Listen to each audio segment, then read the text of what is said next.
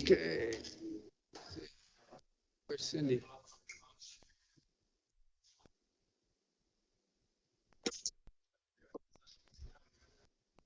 Welcome. I'd like to call this regular council meeting to order, Thursday, August the 17th. And I'd like to acknowledge that we're holding this meeting on the traditional territory of the Klamath Nation. I'd also like to point out to those in the audience and those online that we started meeting at 3 o'clock today. So if you're making a presentation, you might want to make it a little slower than usual so we can all absorb it. Let's start with the acceptance of the agenda. Announcements. Let's start with the meeting announcements.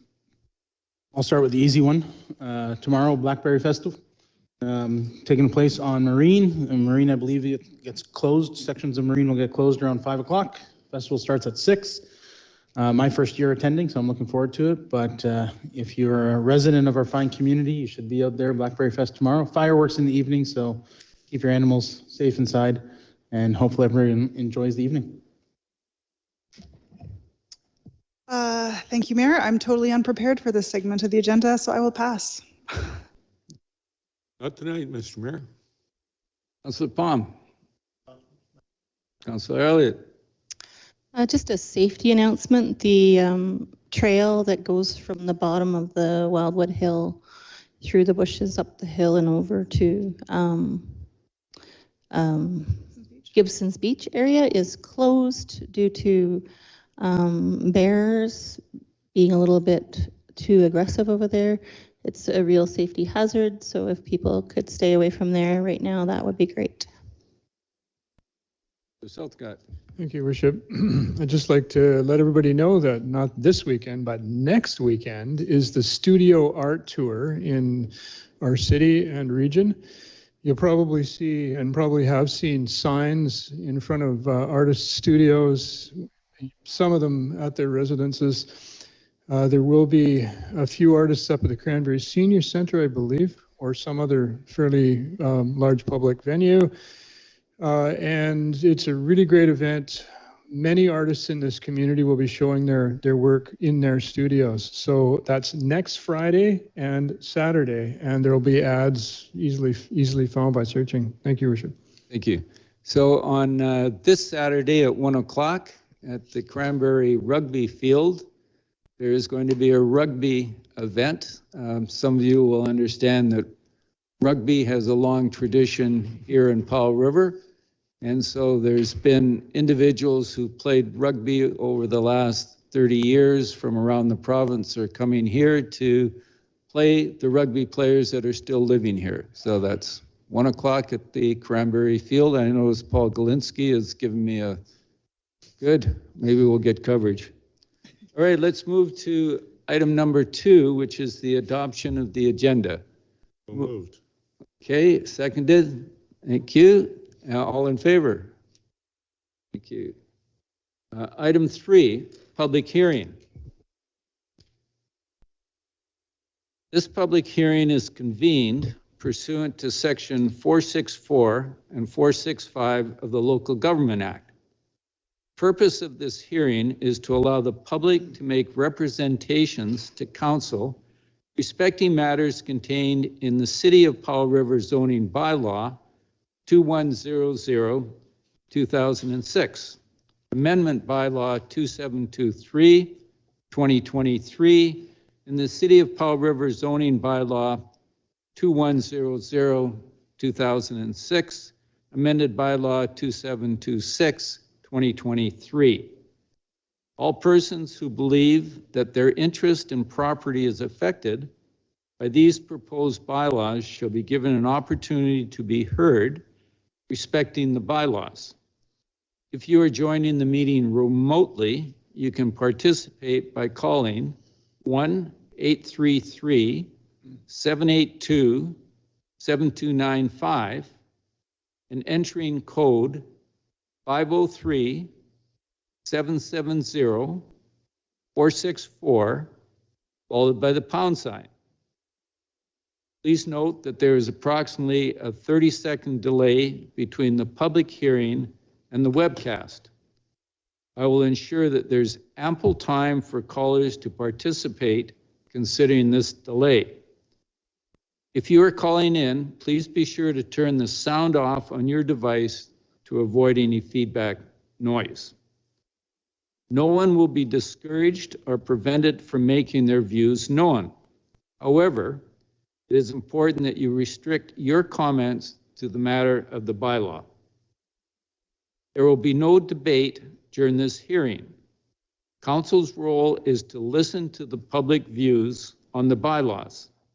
Staff are present to provide clarification if needed. The intent of proposed bylaw 2723/2023 is to amend the City of Powell River zoning bylaw 2100/2006 by rezoning a southern portion of 4331 Manson Avenue. That's Lot 1 North, 1/2 of the District Lot 5109 plan, the PID 005340721, from R2, single and two-family residential, to RM1, compact residential. The intent is to subdivide the rezoned portion off from the R2 portion following rezoning. Future duplex development of the RM1 portion is currently proposed post-subdivision. Corporate Officer, could you please report on any written submission received for the proposed bylaw and anyone who has pre-registered to present? Thank you, Your Worship. In relation to bylaw 2723, no one has provided any written submissions. They are willing to do so. If anybody here wishes to have a written submission, please provide it up here. And anyone who wishes to read that and also respond are able to do so. At the end of the public hearing, Your Worship, will provide anything to you for future decision that was received at the time. And in addition, no one is pre-registered. Thank you. Is there anyone viewing remotely who wishes to express their views respecting proposed bylaw 2723? Please call in now. When speaking, please state your full name and residential address, which will be written into the record. Each speaker has 5 minutes to express their view.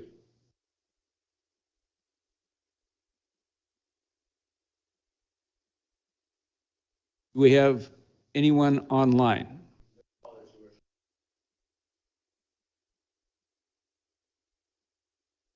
Does anyone present wish to express their views?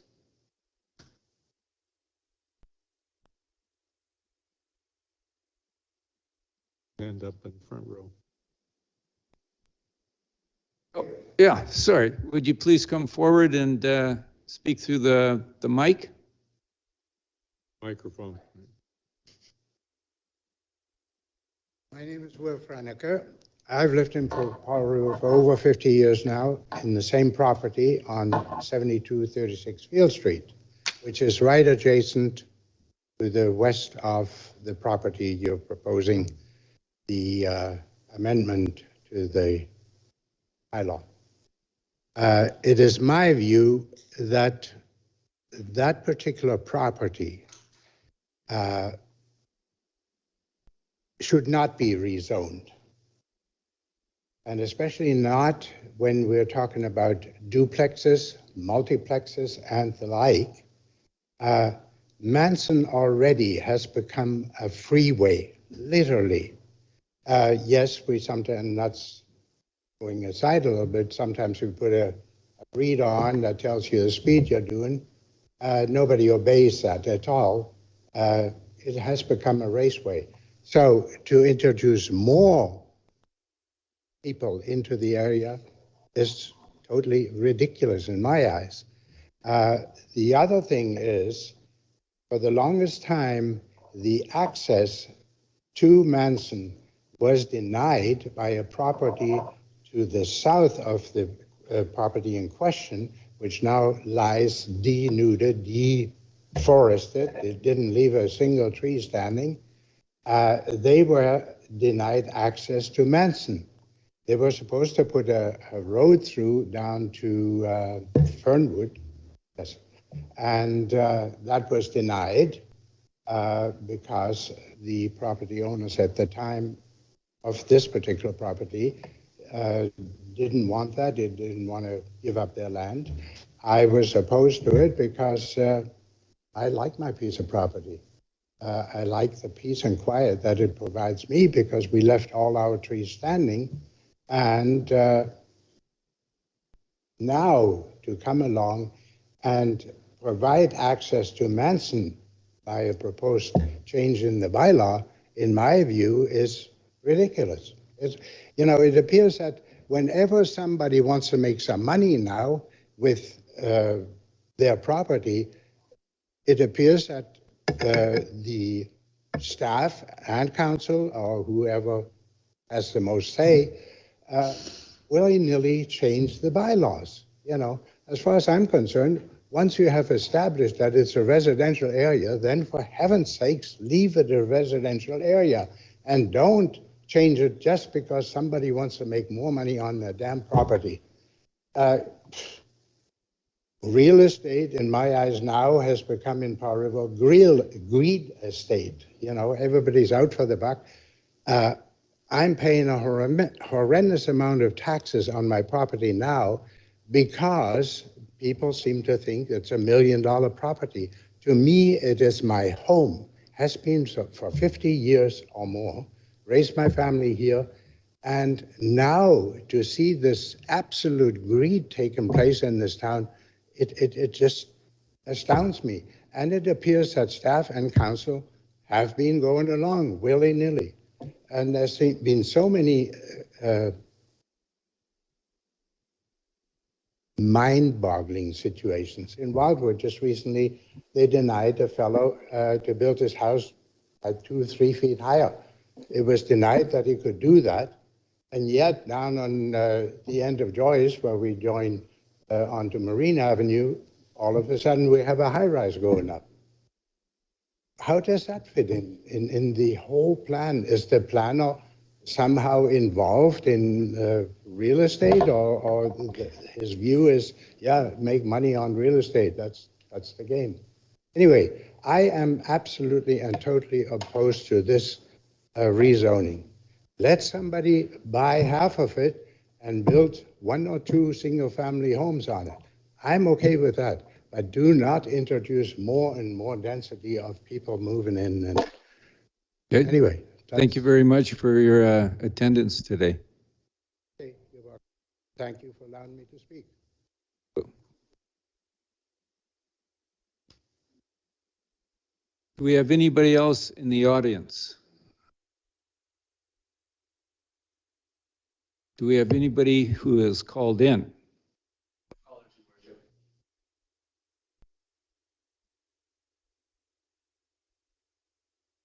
For the third and final time, is there anyone viewing remotely who wishes to express their views on proposed bylaw 2723?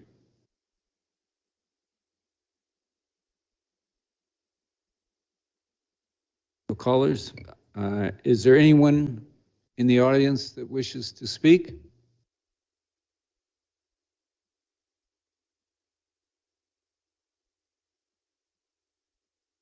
Hearing none, no further delegations or any other communications or representations regarding proposed bylaw 2723 will be accepted.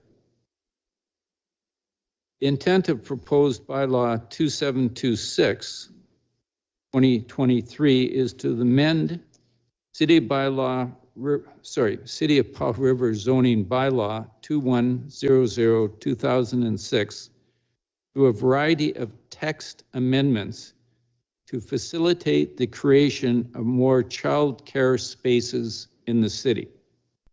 The amendment will redefine child care centers and in-home child care as two forms of child care operations.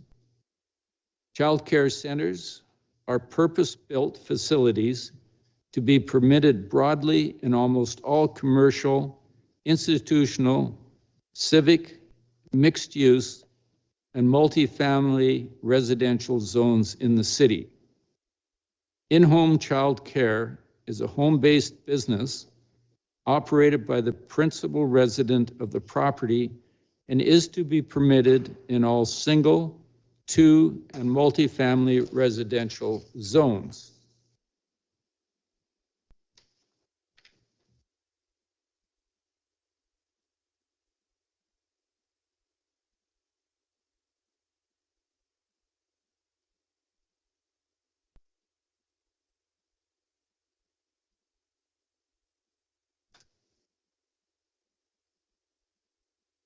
Would the corporate officer please report on any written submissions received for proposed bylaw 2726 and anyone who is pre-registered? Thank you, Worship. So bylaw 2726, relation to childcare. The binder is here. We did receive 2 letters, and both of those have, I believe they've already been circulated to council. One was received August 7th, the other one August 17th. And if there are any additions, they will be also circulated to council, so you have them for future decision making. And if anybody wishes to come and take a look at them and provide comments to the podium or have a written submission, please feel free to do so. And Your Worship, there is no one who is pre-registered. Thank you. Is there anyone viewing remotely who wishes to express their views respecting the proposed bylaw 2726? Please call in now. When speaking, please state your full name and residential address, which will be written into the record. Each speaker has 5 minutes to express their view. Does staff have a person online?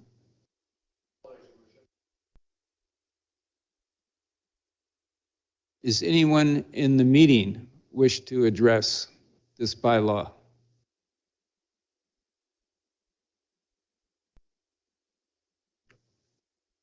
We have to do this a second and third time, just so that people understand the procedural that we're going through here.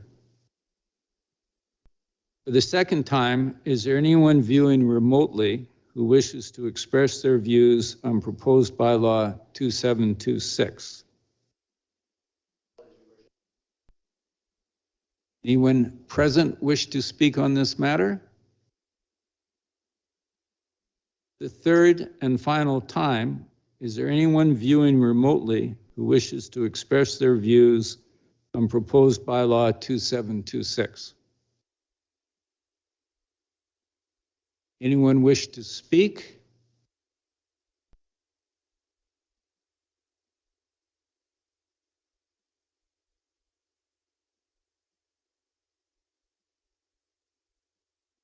For a third and final time, does anybody wish to speak?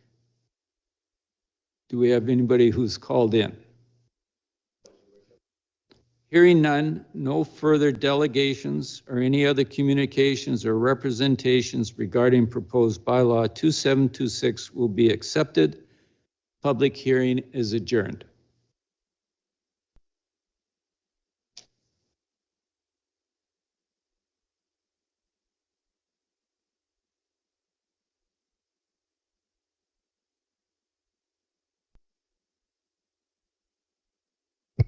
I just need a minute to have my computer come back to talk to me.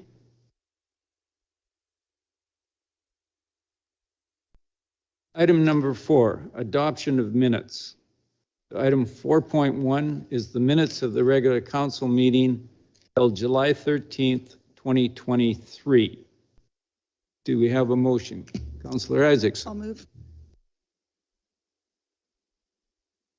Second by Council. I'm doing the seconding thing. Second. All right. We have moved and seconded. Is there any discussion? I'll move the motion for acceptance of the minutes of the regular council meeting July 13th, 2023. All in favor? Passed unanimously. Item. Worship, I just want to make an point of the public meetings, and that is Chris usually has a little blurb that he wraps those public meetings so the public's well aware of the process. I think that's always a good idea. Would you please blurb? Thank you, Your Worship. I'll riff here. So just for the public, because we are now in what's called post-public hearing, in other words, the public hearing has occurred, council is not permitted to receive any new information on this. And the reason being is that if they were to receive that information and not everyone else, they would now have more information to make a decision in which you wouldn't have the opportunity to say whether you agree with or disagree with. So we call this, it's a silence period. So if you do have anything in relation to these bylaws, you send them to staff and staff would review them. And if it's more or less in line with what's already being presented, we withhold that to protect the public hearing process. But if it is something completely new and different, then you bet we'd send it to public, or we'd send it to council, and that would automatically trigger a new public hearing. So please, if you do have any comments or questions about it, direct them to staff, and I point to staff here, being Jason Gower, Director, and Daniela Ferguson, our Manager of Planning, and our new person as well. Hello. Sorry, what's your name? Hugo, right, Hugo. So they're our planning department. If you do have any questions or comments in relation to these bylaws, you go to there. You brought this on yourself there, Councillor Plum. So thank you, Your Worship. That is the blurb. We are in post-public hearing. It is now the time in which you will make decisions based on the information that everyone has access to. Thank you, and thank you, Councillor Palm, for pointing out that. Agenda item 4.2, the minutes of the special council meeting held July 20th, 2023. Yes, Councillor Isakson. Move they be adopted. Seconded by Councillor Southcott. All in favor? Passed unanimously. We now move to agenda item 5, delegations. We have the Smith regarding seeking 2SLGPB TQ plus advocacy. Would you please come forward?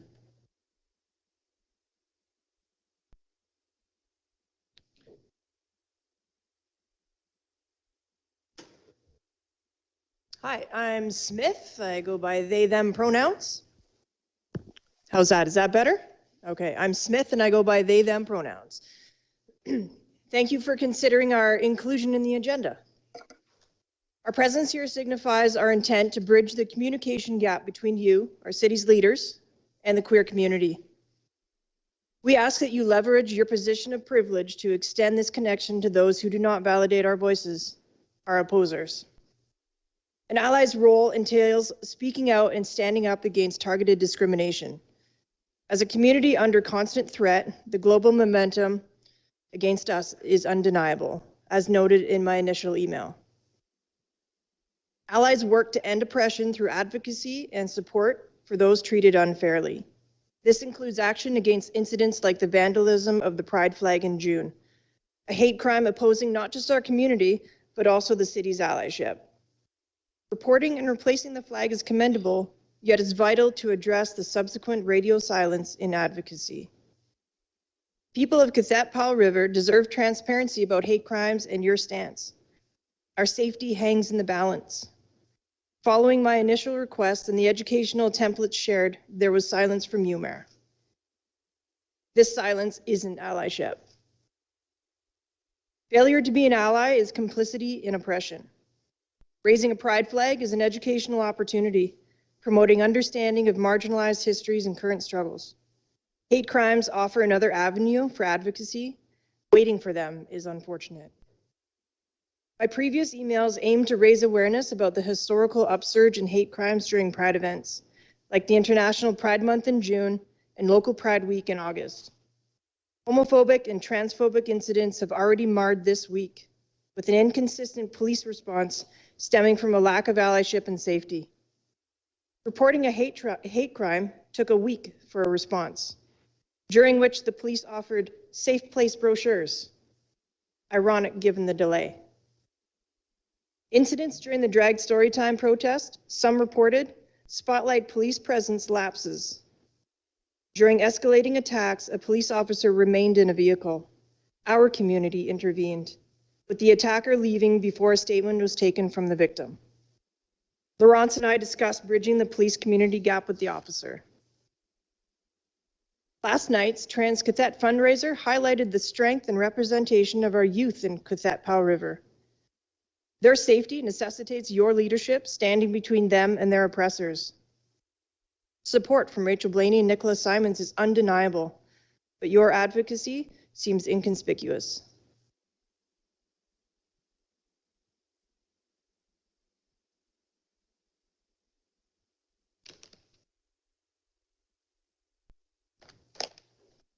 Hey, everyone. Thanks, Smith, for what you've said. My name is Laurence. I go by he, him, and his pronouns. I'm here as the coordinator of Trans Qathet, a program in this community. And I'd like to speak a little bit about what Trans Qathet does in this community and how essential we are. Only a little nervous. It's really nice to be here speaking to you all. We were formed in May 2021 after over 2 years of local research and applying for funding for a program specifically tailored to support transgender individuals living in remote communities. Trans Qathet Alliance for Gender Diversity and Support was created by a core team of 4 staff with lived experience of being trans or supporting a trans loved one. We are not a society or a club, and we do not have a membership or volunteers beyond occasional event assistance. We are a healthcare program. We have some funding by Transcare BC, PHSA, and VCH to identify and mitigate healthcare and community gaps. Trans Qathet's role holds a distinct significance in the rural, remote, and isolated setting of the Qathet Regional District, where the challenges faced by transgender individuals are amplified. The peril of being trans in such an environment is highlighted by alarming statistics on transgender suicide rates in Canada, revealing the dire consequences of isolation and lack of tailored resources. Not very good at public speaking, but I'm doing it. Within this demanding context, Trans Qathet emerged as a vital support system. Through offering essential peer support, we directly address the misconceptions and violence often imposed on transgender individuals. By creating a refuge with our limited resources, we provide a space where they can find solace, understanding, and the necessary tools to navigate challenges. It's worth noting, and the reason I'm here today, that a considerable amount of our energy is expended on mitigating the fallout of discriminatory acts affecting our peer community. The disturbing frequency of these incidents requires our attention and resources, often diverting us from more proactive endeavors. This is a reminder of the imperative to foster broader awareness and education, which can create safety and unity between various groups. Our aim is to cultivate a harmonious environment without resorting to divisive narratives. Ultimately, our focus is to establish a sense of security and belonging for everyone in the Qathet Regional District, transcending the specter of discrimination and promoting inclusivity. At its core, Trans Qathet is a community space dedicated to providing support and fostering understanding. Trans individuals are not making a political statement by simply wanting to live their lives with respect and dignity. Being trans is not akin to performing in drag. It's an inherent aspect of who a person is. While the entire LGBTQ+ spectrum faces various barriers, it's important to recognize that trans individuals often encounter even more challenges on their journey. Trans Qathet operates as an inclusive haven for anyone who is transgender or questioning. Our goal remains the same, to cultivate an environment where individuals can feel safe, valued, and understood. By nurturing this space, we aim to redirect our energy from reactive damage control to proactive education and community building, enhancing social cohesion and fostering a shared sense of security for all within qathet. Thanks.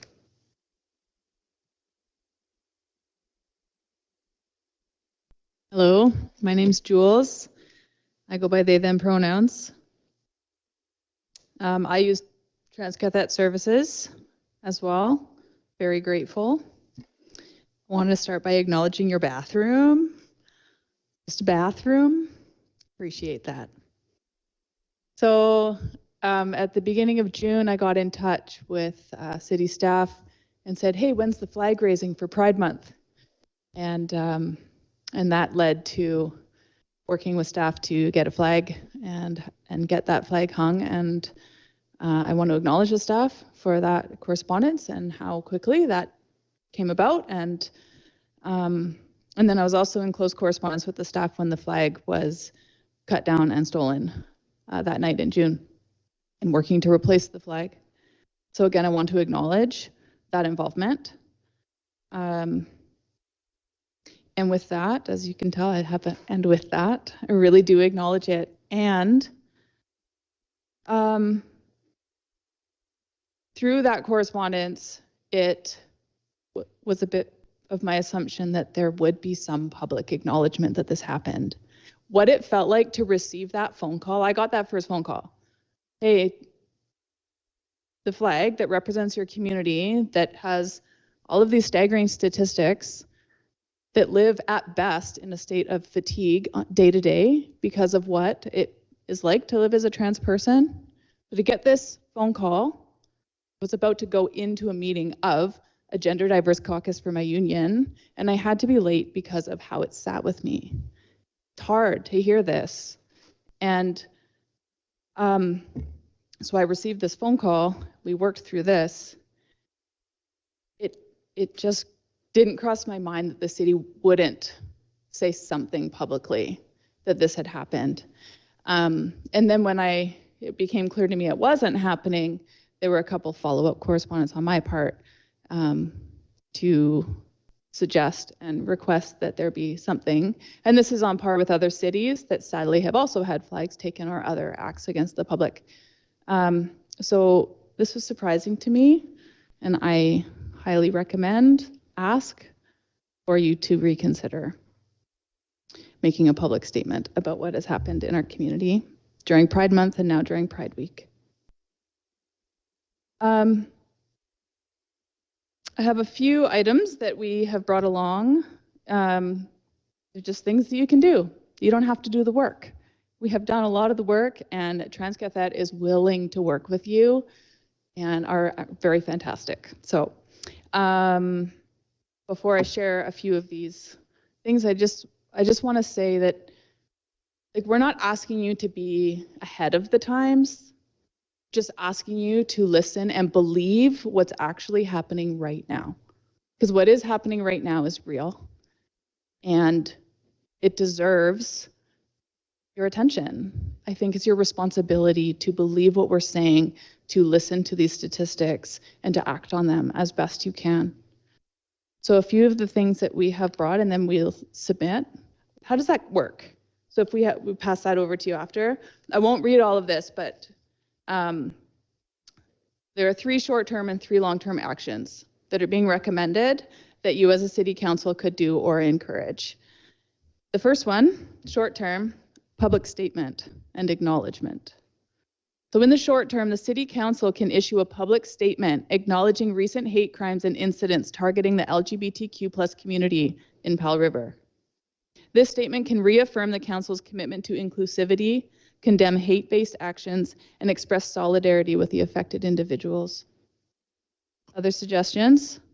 There are community workshops and trainings. qathet TQ offers these workshops. Enhance police engagement and relationship around these issues. Some of the long-term actions to consider: to reviewing your policies and bylaws to make them more inclusive, safe spaces and support networks, work towards creating those, build relationships in the community to do that. LGBTQ youth programs, they're critically important. So to continue to support, learn about them, and advocate for them in your role.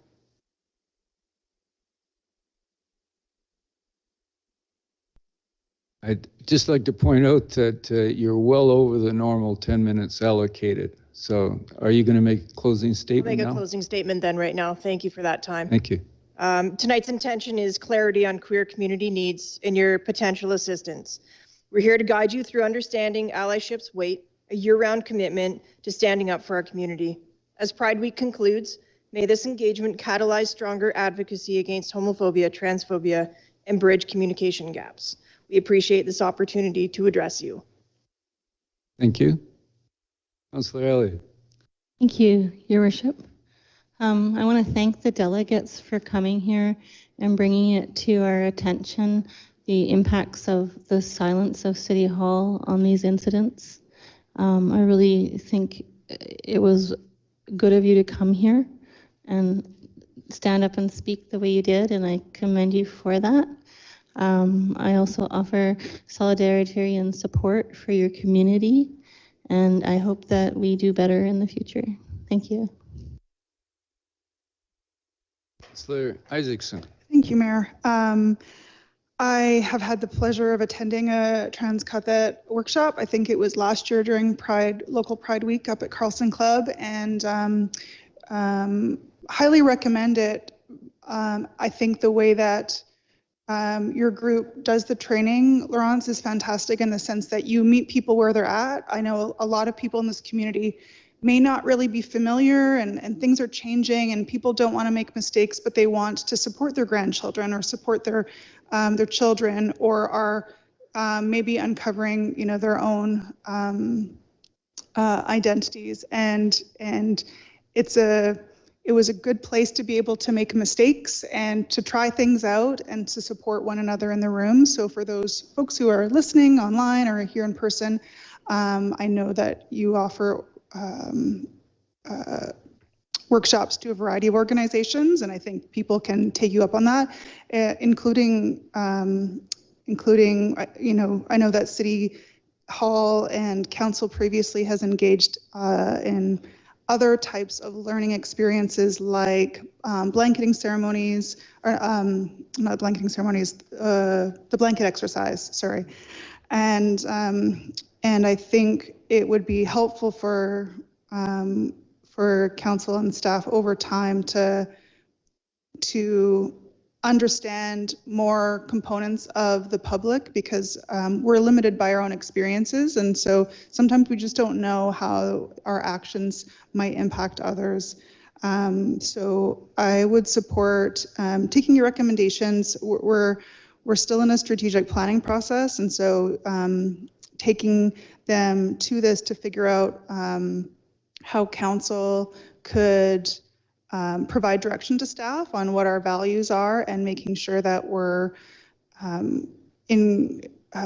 considering a variety of communities, including the trans and queer community, when we develop policies and bylaws and also do communication. It's tough being on council sometimes because we're not involved with the day-to-day interactions of staff, including what gets posted on social media, and it would not be our job to get into those weeds.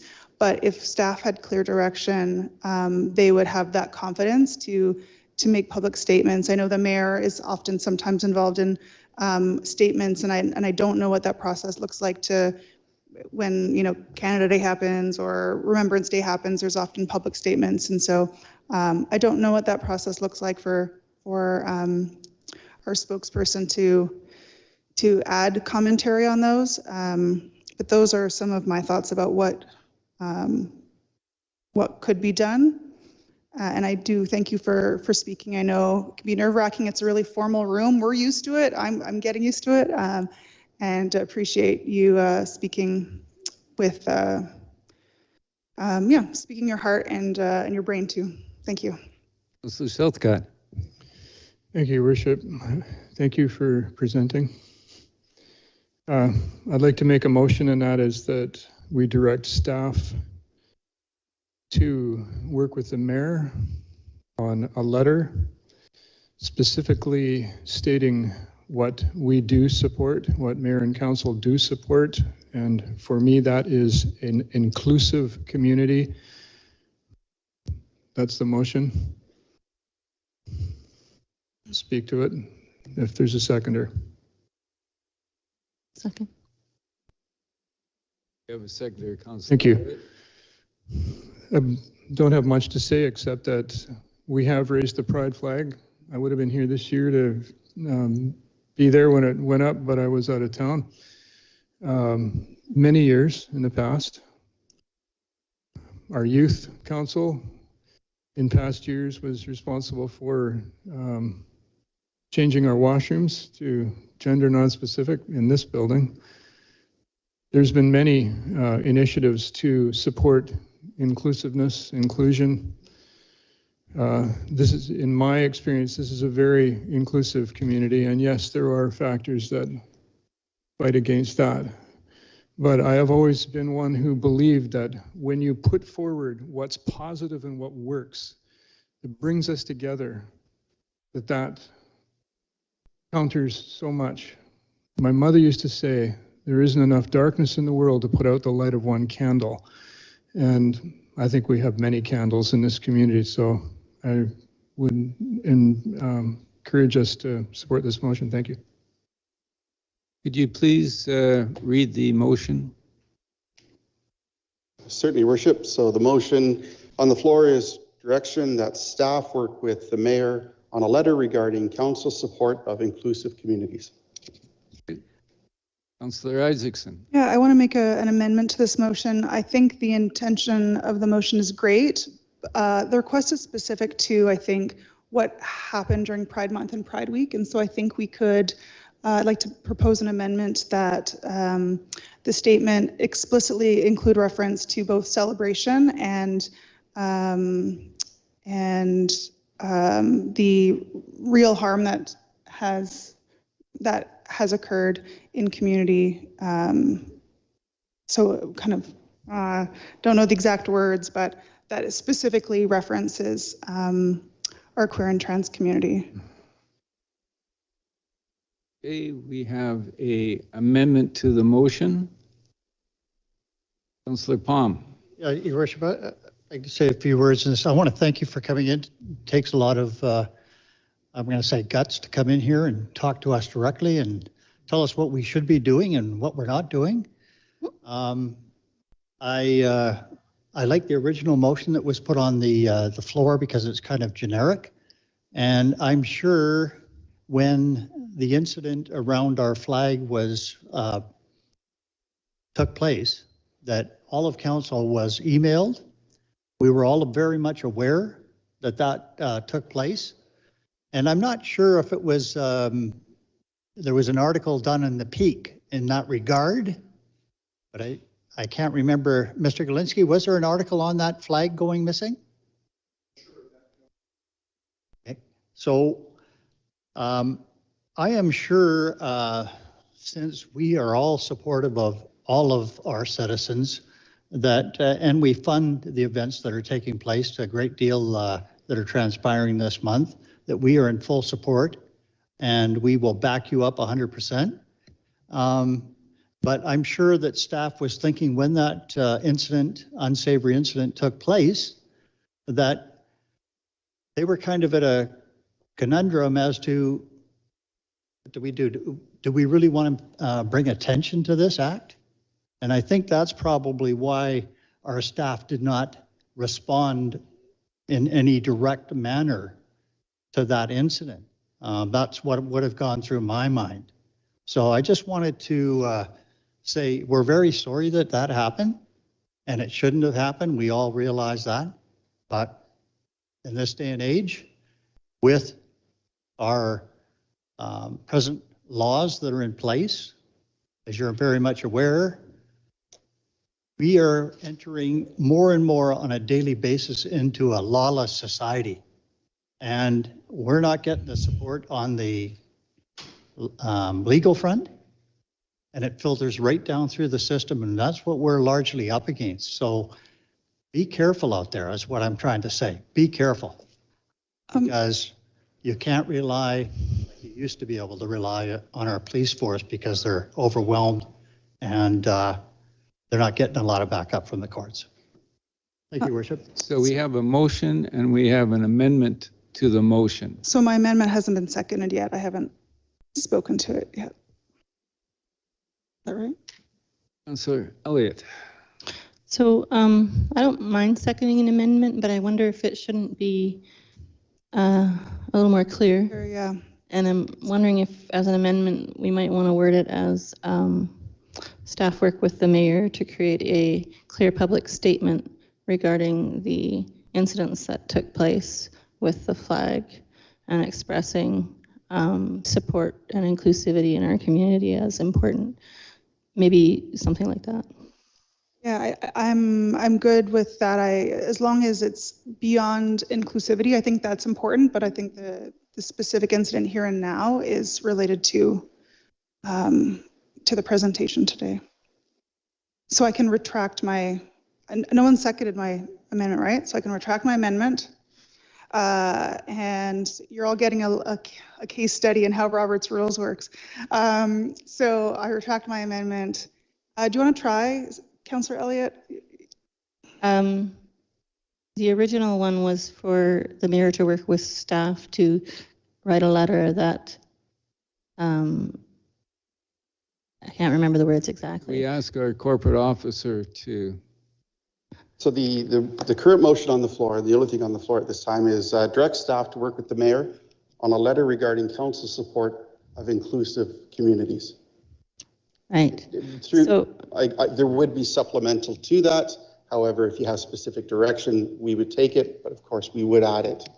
Yeah, so I guess the amendment would be, and also including, and I would like to retract the word letter and put in public statement, just because who are we writing it to, right? So, public statement instead of letter, and also to include specific details of the incidents that happened with the pride flag and the other there was 2 incidents, right?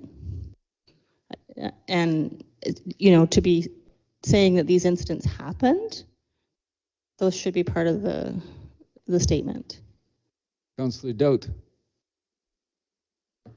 I've been in favor of quite a few of the motions that were brought up, but they keep changing every couple of minutes.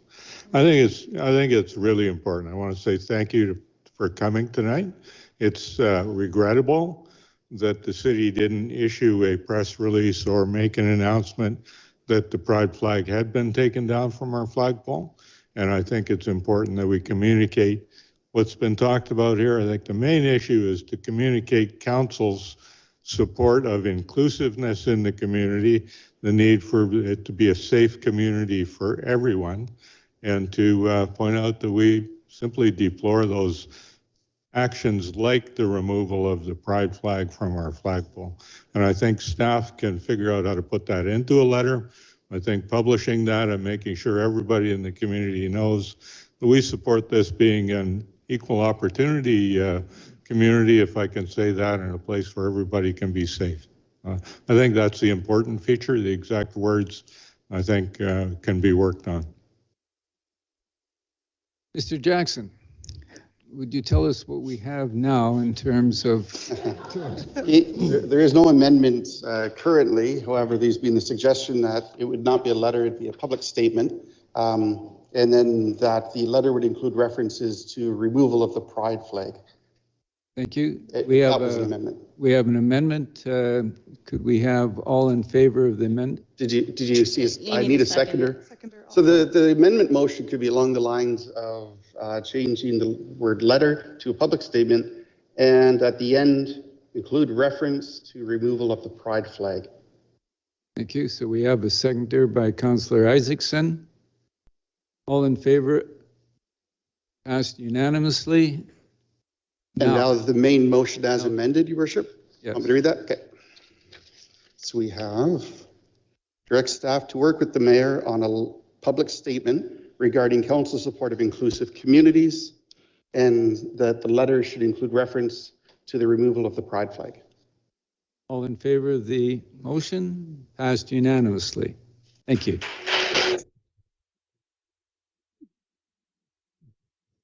Stick around, it gets even more exciting. Agenda item 6, correspondence. Email received July 13th, 2023 from Chris Morwood regarding active transportation projects. Councillor Elliott. I would like to move we receive the letter and direct staff to respond to the writer with the information they are asking for. All in favor? Nice. I have a question. I'm wondering if there are any quick answers that staff are able to provide to any of these in the public forum right now?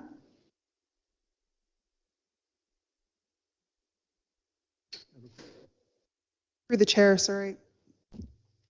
If this pleases council, I'm happy to provide a quick update on the 3 items that Chris Morwood spoke of in his letter. I think they, off the top of my head, were the mid-level connector. I'm trying to get an understanding as to where that is. Madsen and Duncan intersection. And the last one, Maple Street. Maple Street. Yeah, so I can start with the I'll start with the mid-level connector. We are currently in the process. We've awarded the design of construction drawings to a consultant. They're working on those. Hopefully we'll have those back in the near future and be able to go out to tender for construction of that path. So well underway. The Madsen and Duncan intersection is waiting for a few last pieces. These are bollards and some painting, and planning staff have engaged our colleagues in engineering to see exactly what's happening there, but we understand that it is on their plate and just a matter of getting to it. So it is nearly finished. And then the Maple Avenue Sycamore, we are going out to tender for construction management, and that'll be a process where we award a contract to a consultant that will manage the not only the construction process, but the tendering process for the construction of the infrastructure itself. With a follow-up question about the mid-level connector, so that's between Westview, like the rec complex and town site. Is there a sense of timeline and when that might be open? I know that's something that I get asked about. Through the chair, I mean, I wish I could say it was something that would have been up and ready for the beginning of the school year. That would have been fantastic, but things take time, and just getting our consultant on board to do the design took longer than we wanted. And then even with the consultant, you're still pushing them. I think one of the leads apparently just had a baby, and so we're now struggling with that too.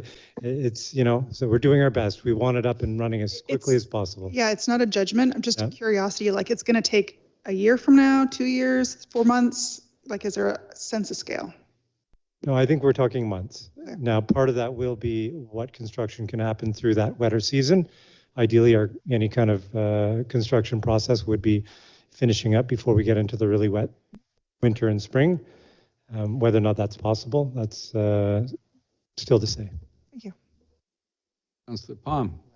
Important point, knowing full well where the seawalk lies. Are there any archaeological problems or questions that have arisen on that potential build-out? Not on the list. Through the chair, and so I was prepared to talk to those 3 items as it relates to active transportation. I'm not prepared to talk to the seawall facility. No, not seawalk. I'm talking about the pathway to. Oh, sorry, I misunderstood. So we have done an archaeological overview assessment, and that came back with some culturally modified trees in certain areas there, but that would not be impacted by the development itself. So we have had that process underway. Yes. Okay. Yes, Councillor Southcott. Thank you, Worship. So 2 quick other associated questions. One is a question that I get rather regularly, particularly from cyclists, and that is with regard to Joyce Avenue.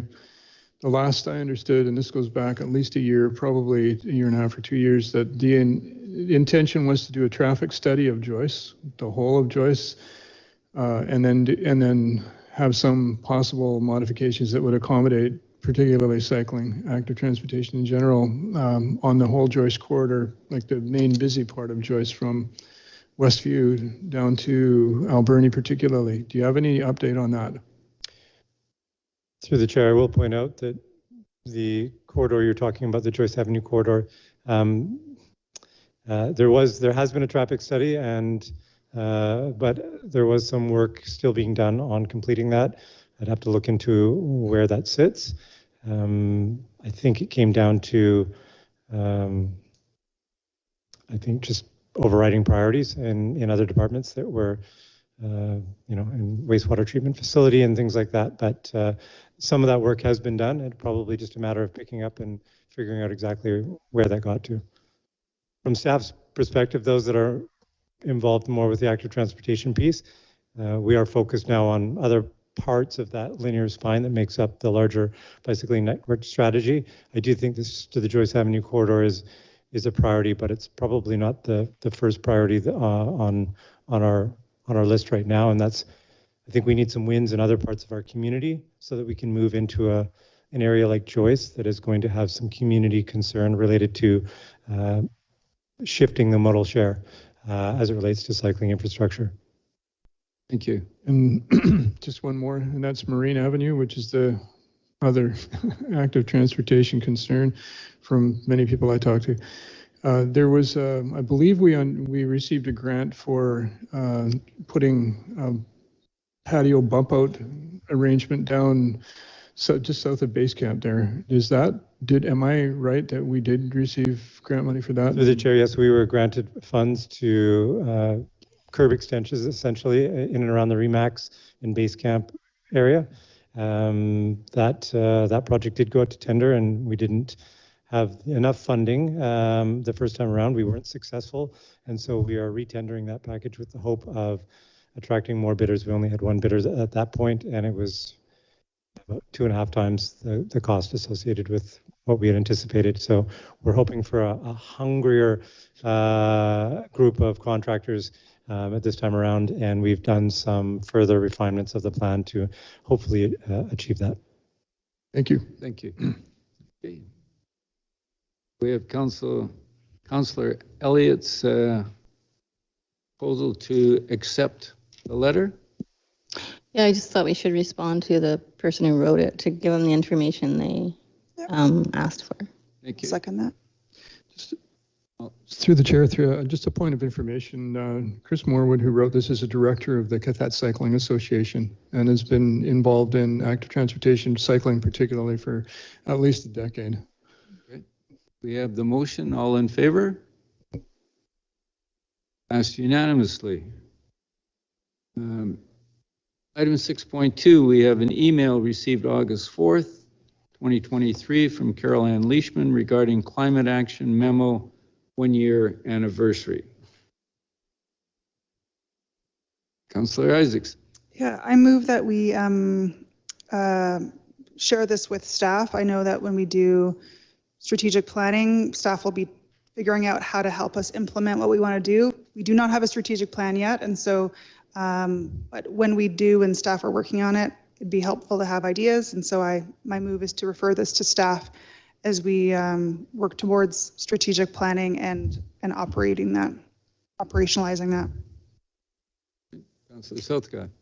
I'll second that, and I have a comment as well. Sorry? You made a motion, didn't you? Yeah, I made a motion, you second it. I'll second, and I'd like to make a comment. Please. I was the other council member on the Climate Change Mitigation and Adaptation Committee that worked on this report for about 4 months. I just want to mention that this was a committee that was loaded with talent and experience. We had a number, at least, I think about 3 master's degrees, 1 PhD in environmental ethics, and graduate degrees covering the fields of engineering, public policy, ethics, as I mentioned. Did it say engineering?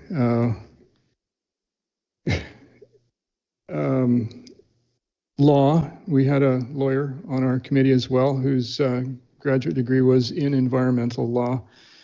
So the expertise, I just wanted to make that point because when we advertised for seats on this committee, we were overwhelmed by the amount of talent that came out of this community to sit on it.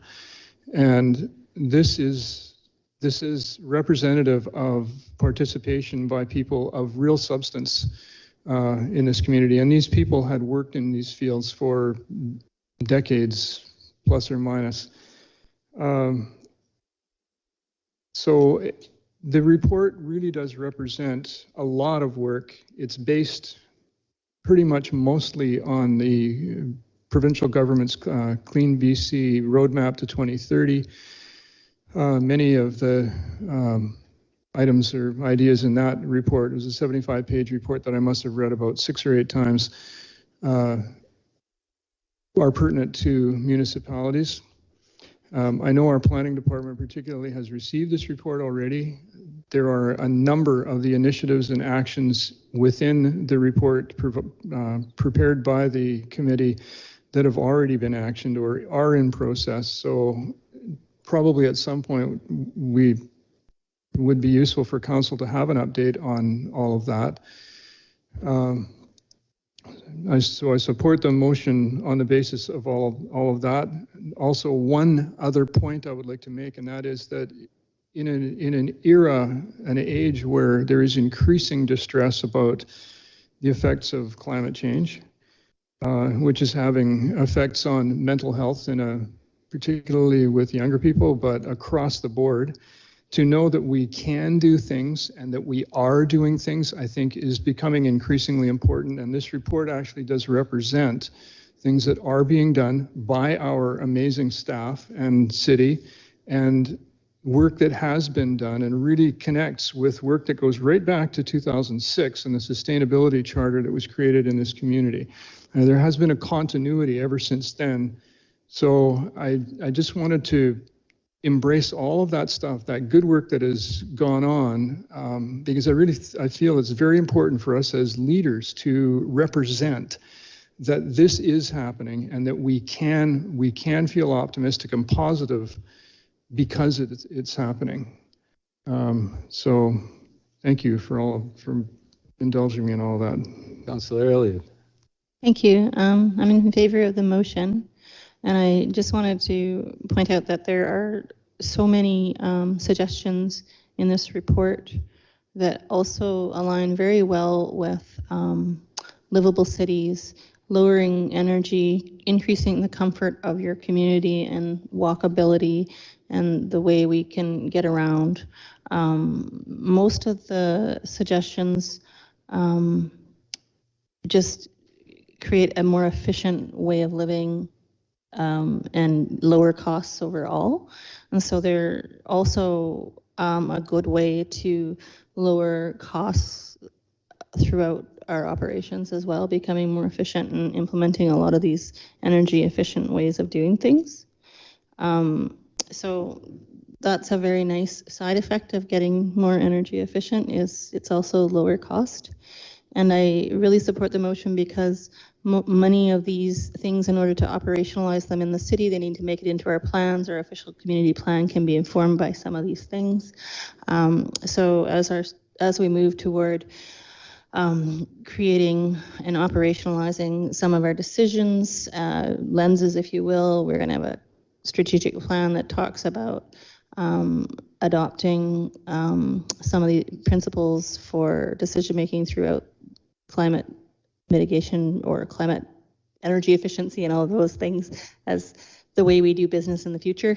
I think that staff can take this report and look at which of these make sense for their departments and include them in their operational planning, and that would really help. Thanks. We have a motion. All in favor? Passed unanimously. Item number 7 is the committee reports. 7.1 is the Committee of the Whole meeting held May 30th, 2023 minutes. Councillor Almeida.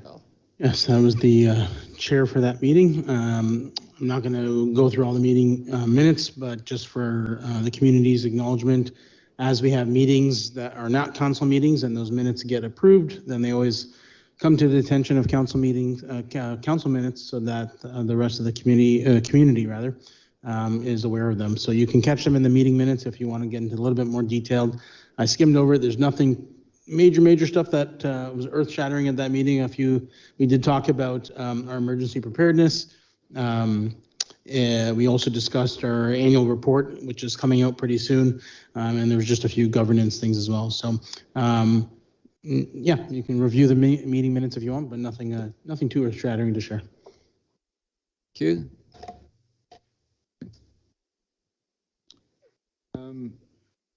Agenda item 9.1. This is reports for information. Anticipated Wildwood subdivision proposal, PID 011-158-166.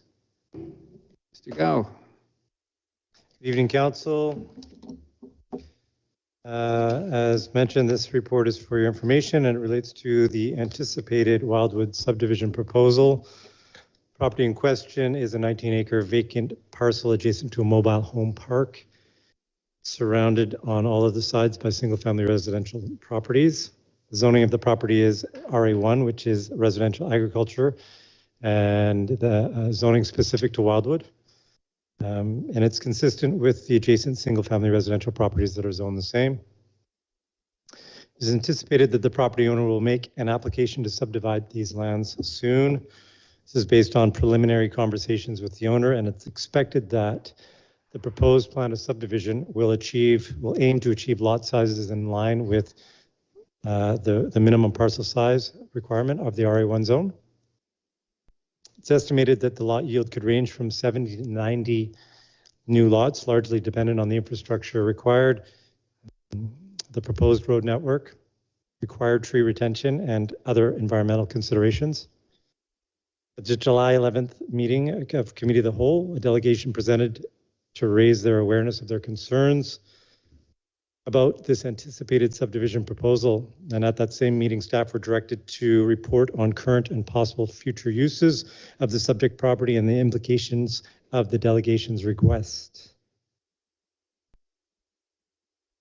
Now, direction to staff to report on a subdivision, or at least an anticipated subdivision, is uncommon because subdivision approval rests with the approving officer and it's outside the purview of council.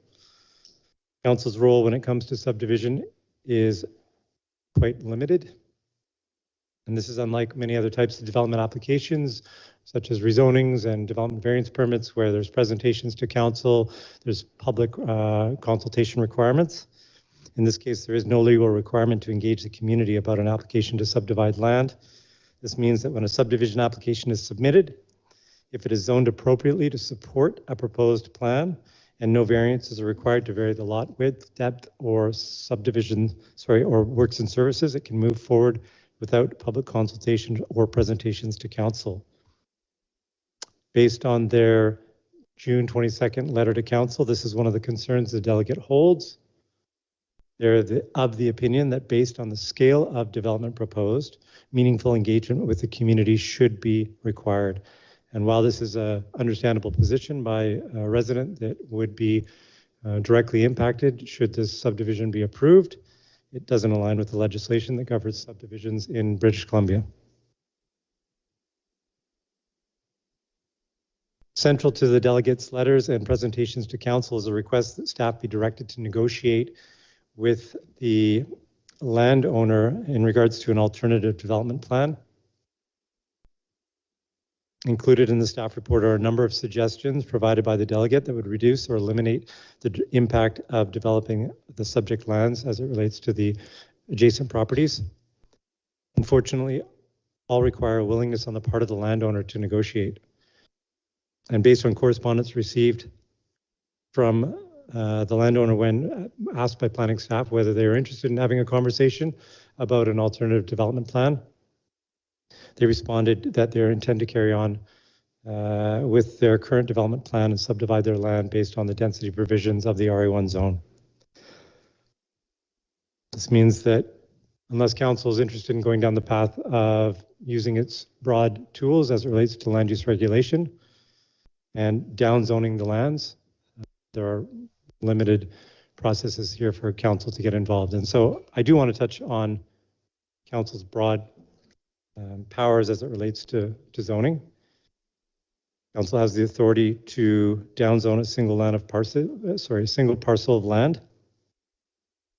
The question and caution of staff would be related to cost, you know. And so while recent legal cases have been clear that zoning powers can be exercised at a time that is inconvenient or detrimental to a property owner or a developer, there would be a cost to the city to defend this action if the landowner decided to pursue legal action, which is a conceivable outcome if the city was to move on rezoning these lands at this time. Again, this was a report for information. There was no recommendation. Just kind of giving you an overview of the roles and responsibilities as they relate to subdivision, the roles of council, the roles of the approving officer. Hopefully I managed to sum up the direction that was received, but I'm here to answer any questions you may have of me. Councillor Palm. Thank you for the presentation. Greatly appreciated. Thank you through the chair. The question on my mind is, even though you haven't brought a recommendation forward tonight, originally you did bring a recommendation forward in regards to this property, correct? Through the chair, no, I haven't. In terms of the present zoning. Through the chair, I haven't. I was here present when there was a delegation that presented, and I may have answered a question at that time. That were presenting. That's correct. Thanks for that. Councillor Isakson. Yeah, just one question. You mentioned consider that as a part of a subdivision application, an approving officer can request this of an applicant. I'm not asking specific to this question, but when you, as an approving officer, require things as part of a subdivision application, what goes into the decision process to decide what to ask of a subdivision application? Again, that legislation, the Land Title Act, it does outline some of the consideration that would be there. In this community, we're working a lot on past practice, and so we are considering Administrative past applications. I'm trying to think of, again, if we're looking at environmental considerations, because that was one that was highlighted. Some communities have established development permit areas to protect sensitive ecosystems. Powell River hasn't. And so the approving officer wouldn't be looking to a development permit in the official community plan because there isn't one that exists. Thank you. I'm currently aware that the applicant is, or what we suspect will be an applicant, because this person is not yet an applicant, is working with environmental professionals. And I'm hopeful that I have what I need to make a decision when that approval comes across my desk. Councillor Dote. Just want to say thank you for the report. I've read it. It's very thorough. It goes a long way to explaining what council's powers are, which is what we wanted to know in dealing with a piece of property that's been in the same zoning, although not developed, been in the same zoning for a long time. And it looks like if it is developed, it would be developed consistent with the existing neighborhood, and that makes sense to me. Thank you, Mr. Gao. The 9.2, report from municipal directors of the Qathet Regional District. We'll start with Councillor Elliott. Our meeting is on Wednesday of next week in Lasqueti Island. And so our report will be forthcoming at the next meeting. But I'm super excited about going to Lasqueti because I haven't been there before. So we're doing what we're calling it, government on the road, or whatever. We're going to some of our different area locations, and next Wednesday, the regional district is going to meet on Lasqueti Island. So I think it will be available on the airways for people to watch. But thanks. Thank you, Councillor Dote. It's summertime, and it's hard. I had to check my calendar. The last board meeting was not in October. It was in July 26th, and I don't think we've had a council meeting since then to talk about it. It was a long agenda. There's quite a few issues that went on. A lot of discussion about the Lund Waterworks, which is going through a transitional phase right now with leadership, and they're in a receivership because they're being run by a receiver at the present time. talked about a number of other issues. I won't go through them all just to save time. But we can report further again at the next meeting and cover both next week's meeting on Lasqueti Island and the previous one. Thank you, Councillor Doubt. Agenda item 10 is the reports for decisions. 10.1 is development permit 370, the Town Centre Mall. Mr. Gao? Thank you again. So the purpose of the report before you is to consider a development permit application at the Town Centre Mall. So, okay, our visuals are not in place yet. Hang tight. Thank you. To accommodate a new anchor tenant, the owner of the mall has proposed exterior work to the north end that includes facade upgrades, additional landscaping and improvements to vehicle circulation and pedestrian infrastructure. So this is a site that we're all familiar with, I'm sure, but the takeaway, at least for myself, is that this is a large site. It's about 20 acres. And the size of the development plays into the recommendation from staff. And so I'm just going to read to you from the report that development permit 370 to facilitate a renovation of the Town Centre Mall to support a new anchor tenant at the north end be issued as per staff's comments in the report that not all development permit guidelines will be met and subject to receipt of the associated security deposit for the required landscaping to the satisfaction of the Director of Planning Services. So to explain that recommendation, this is a situation where an application does not meet all the development permit guidelines, but staff are recommending approval be granted. In part, this is because the building and site already exist. It's also because of the size of the property makes upgrading the entire site financially unfeasible. Instead, the applicant is proposing upgrades to certain areas of the site. And then at a future time, if further development is proposed, development would be evaluated against the development permit guidelines in place at that time. Now, this is a piecemeal approach, but it's one that staff support and see the rehabilitation of the mall property as being a multi-phase process where financial viability will, at least from the part of the owner, be factored into all decisions. And what I'm getting at there is if we raise the hammer too high, and we're probably not going to get any change there at all. And this is a site that needs some change. Maybe we can all agree on that. Now, as for council approving a development permit where not all guidelines are met, this is your discretion, with the caveat that you are aware of where the proposal falls short of meeting guidelines. And so that's going to be the focus of my presentation as I walk you through which guidelines are met and which ones are not. Now, you did get a package with a number of drawings. I'm just going to focus on a few of them because there's a lot of drawings in your package.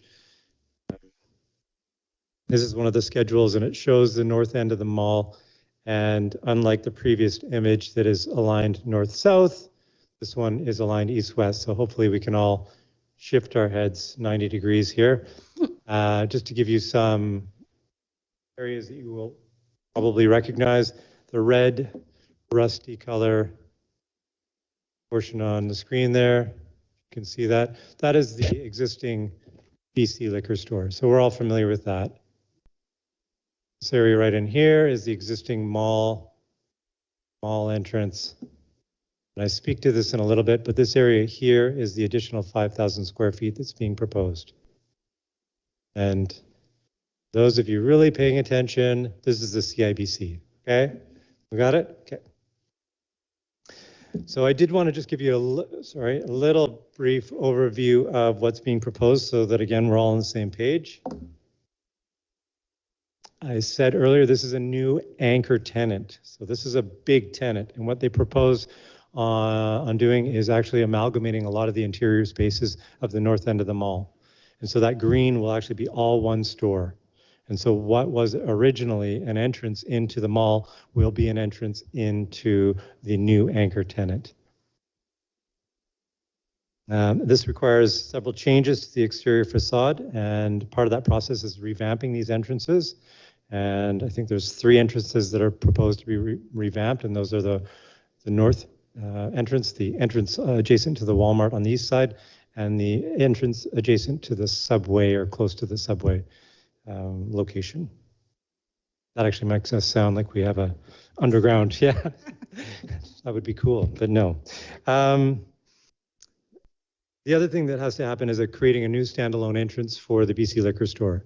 So currently the BC Liquor Store is accessed through the mall, and in future it would be accessed from the northern facade.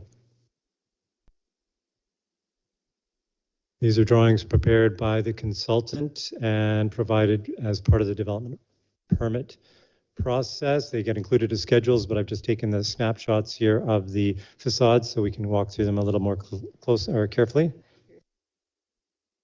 The upper image shows the proposed northern facade with a new standalone entrance for the liquor store, as I mentioned, and the existing entrance on this facade under the canopy marked anchor would no longer provide direct access to the mall and instead be one of the 2 dedicated accesses to the new anchor tenant.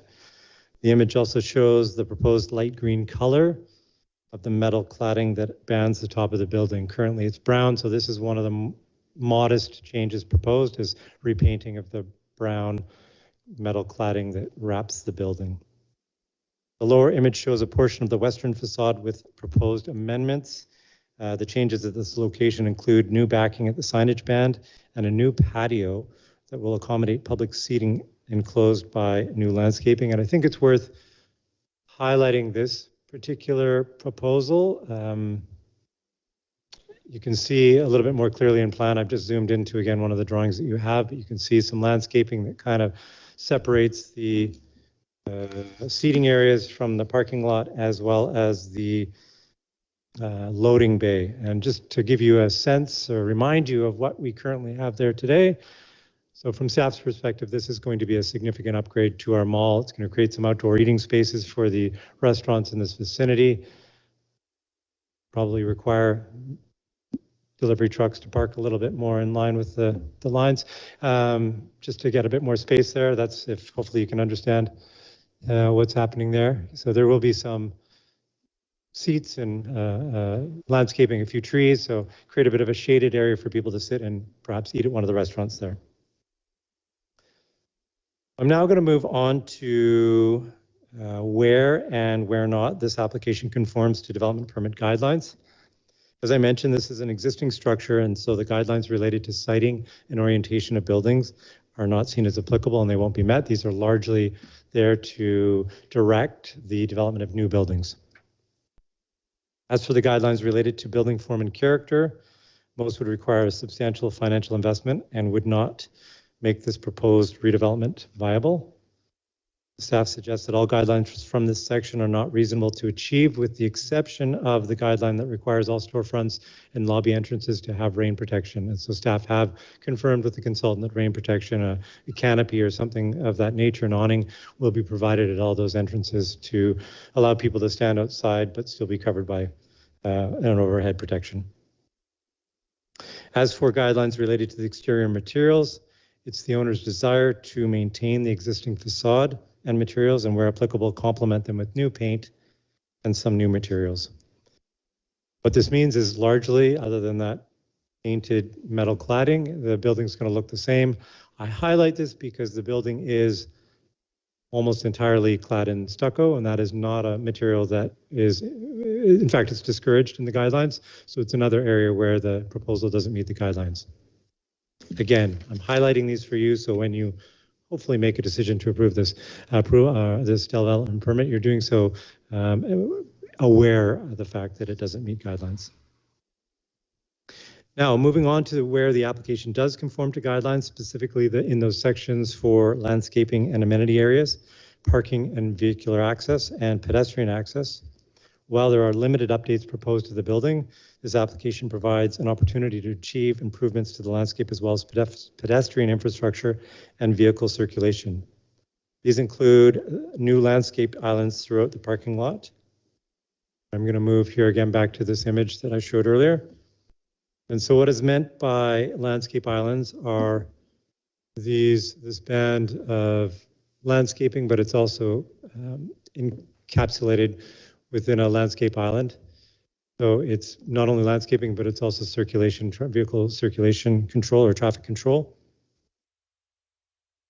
As I touched on earlier, the new patio, landscape patio adjacent to the West Mall.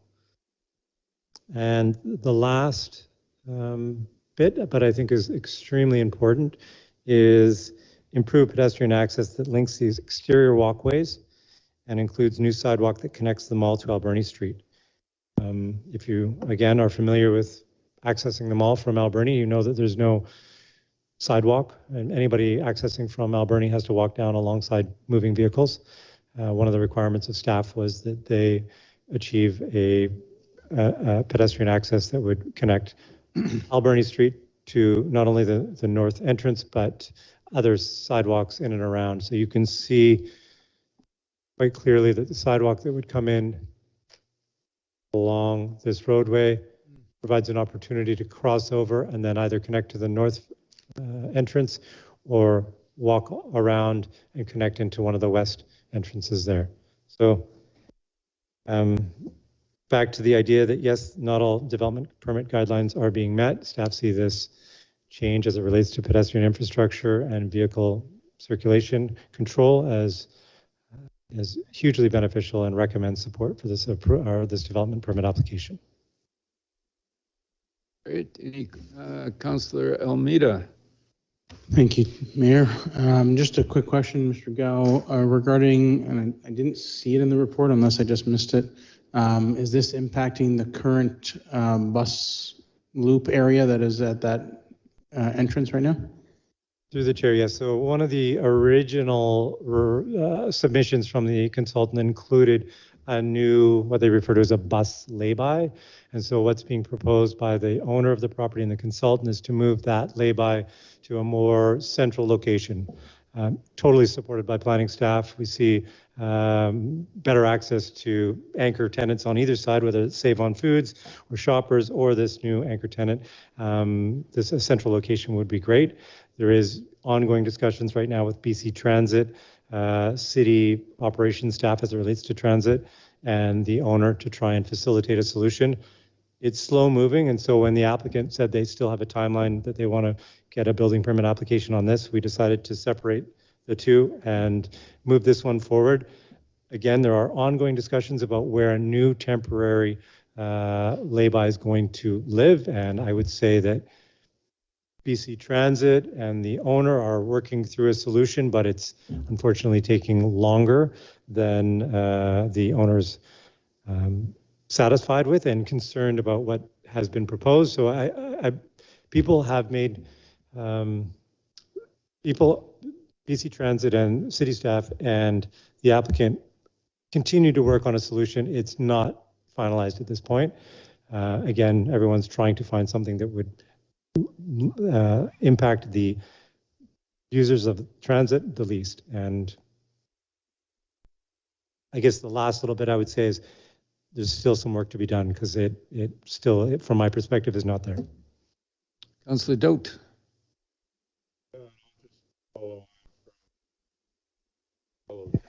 Question.